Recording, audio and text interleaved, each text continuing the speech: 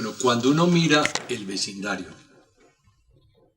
es decir, América Latina, para la cual la CEPAL pronostica un crecimiento del orden de 1% para este año, pues vamos relativamente bien. Obviamente, si uno se compara con Venezuela, con Brasil, con Argentina, vamos bien. Pero obviamente vamos a tener un crecimiento muy pobre. Yo creo que si llegamos a 3%, nos debemos dar por muy bien servidos. Tengo mis dudas de que lleguemos allá, porque vamos a estar más hacia el 2,5% con PIB y todo. De manera que en ese sentido, mirando pues cómo vamos desde el punto de vista de crecimiento, vamos un poco mejor que los vecinos, pero hacia un crecimiento muy pobre que no da para tirar la casa por la ventana en entusiasmos exagerados. El próximo año, como van las cosas, lo veo peor. Porque lo veo peor sobre todo desde el punto de vista fiscal. Yo creo que la economía, pues más o menos, dentro de las dificultades que está teniendo todo el mundo. Pero lo que sí veo muy mal, y que no se ha dicho toda la verdad, y que le falta transparencia y que le falta claridad, es la situación fiscal. La situación fiscal es, yo no diría desesperada, pero sí supremamente precaria, y el gobierno no ha presentado, y el Ministerio de Hacienda no ha presentado un cuadro completo de cuál es la situación fiscal del país. Y el año entrante, que es cuando se va a protocolizar fiscalmente hablando la caída de las utilidades de las empresas, bueno, eso se va a reflejar en declaraciones de renta del año entrante y en impuestos en el año entrante, donde se va a ver la descolgada. De manera que la situación fiscal me preocupa casi que más que la del conjunto de la economía. La preocupación radica en tres cosas. Primero, las reformas tributarias del 2012 y 2014 resultaron un fiasco desde el punto de vista técnico y se van a traducir en menores ingresos, y ya estamos viendo las consecuencias de haber subido extravagante y atolondradamente las tarifas de renta de las empresas.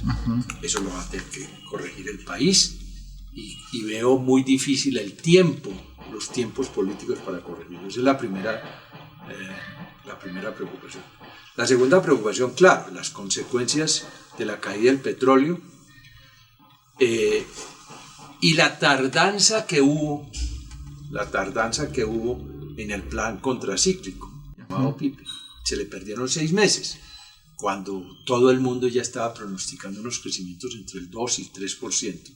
El gobierno seguía engolosinado en hablar en crecimientos superiores al 4%. Y en eso se perdieron casi 6 meses, casi un semestre. Creo que ya es bastante tardío para salvar este año el llamado plan de contracíclico. Pero mi tercera preocupación es la principal. Me parece que el manejo de las cifras, de la información por parte del Ministerio de Hacienda ha sido tremendamente oscuro, opaco y falto de transparencia. Esta es la hora en que no sabemos cuál es el déficit que con todo y reformas estamos contabilizando, mucho menos el año entrante, y creo que eso está enturbiando mucho la formulación de políticas públicas.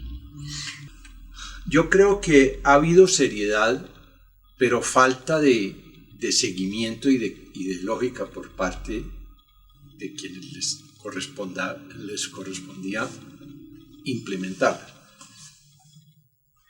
Me refiero, por ejemplo, a la misión Echavarría de cuestiones cafeteras. Eso se convocó hace prácticamente 3 años. Sus estudios se terminaron hace 2 años. No para aceptarlos o rechazarlos en bloque, tienen puntos controversiales, pero sí se deberían haber aireado con más claridad y con más transparencia y más oportunidad sus conclusiones para que las bases cafeteras reunidas en un congreso cafetero, en una constituyente cafetera como la llamó el presidente, decidieran qué aceptaban y qué no. O bien se metieron en los anaqueles sin siquiera discutirlas, después de haber gastado 2.000 millones de pesos en esos estudios, o bien se descalificaron, como lo hizo el gerente saliente de la federación, sus conclusiones sin que el país cafetero y el país nacional tuviera oportunidad. Me preocupa también mucho qué suerte van a tener las conclusiones de los 9 sabios tributarios de la comisión que están dando. Creo que es una comisión seria, que está haciendo bien su trabajo, pero no hay que ser un adivino para intuir qué va a proponer esta misión. Una reforma tributaria integral, masiva, bajar los impuestos extravagantes que se le pusieron a las empresas, menos exenciones y menos gabelas tributarias. Ahora en el PIPE se prorrogó por 2 años más una de las más chocantes e indefensables gabelas tributarias, que son las exenciones de impuestos a 30 años para los hoteles, y ahora se dio 2 años más. ¿Cómo es que el gobierno, cuando está llamando a una comisión para que le dé recomendaciones de cómo reducir gabelas y simplificar y hacer más equitativo el libro tributario, ahora lo que se hace es prorrogar una de las más chocantes de ellas? Es contradictorio.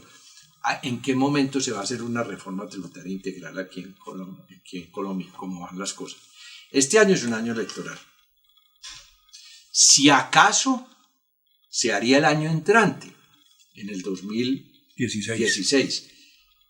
Y si se hace una reforma integral el año entrante, a la cual le tendrá que meter todo el viaje político del gobierno para sacarla adelante, recuerde usted que las conclusiones de esa ley que resulte, salvo en lo que tenga que ver con elevar el IVA, que tiene efecto inmediato, apenas tendrían efecto o podrían tener efecto del 2017 en adelante, porque las modificaciones a los impuestos tienen que ser del 1 de enero en adelante. Entonces, muy tarde. Yo creo que se perdió mucho tiempo con 2 reformas tributarias mal hechas técnicamente, y ahora, pues, entonces hay un poco el distractor de que hay una comisión trabajando, pero no ve uno ni la decisión ni los tiempos políticos para acoger esas decisiones. No soy apocalíptico, porque afortunadamente en este gobierno, siendo ministro el doctor Juan Carlos Echeverry, se hicieron unas reformas a la institucionalidad fiscal muy importante, que son nuestra defensa, que es la regla fiscal y la sostenibilidad fiscal.